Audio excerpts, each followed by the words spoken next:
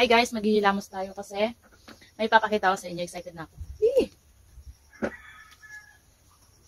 So, may nabasa kasi ako sa TikTok na kasi first time niyang mamunga, sobrang lilinggit ng bunga niya. Parang gakulangot lang yung bunga niya. So, may nabasa ako kasi yung pinapanood ko rin may mulberry din sila.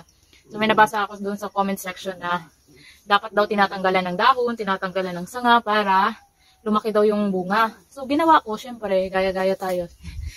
O, ayun, not bad, kasi lumaki naman talaga yung bunga niya. So, ayan. Ilamos muna tayo.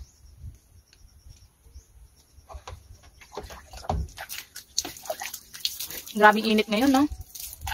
So, tara, samahan nyo ako mamitas ng Isang piraso lang naman yung hinog. May ibang bunga, pero red pa siya. Hindi pa siya pwedeng pitasin kasi maasim. Dan! Ayan na yung puno natin ng mulberry. At ito yung hinog.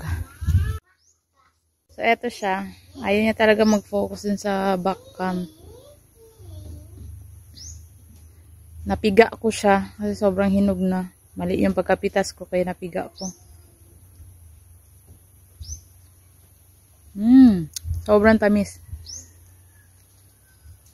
Nagmamantsa. Kikita nyo ba?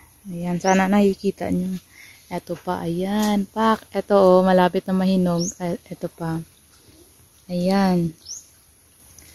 Meron pa dito, ayan. Meron pa dyan. 3, 4. Meron pa dito, ayan. Cutie. Ayan.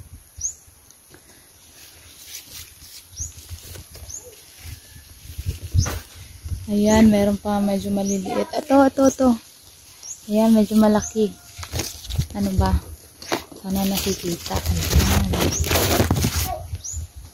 Ayan siya.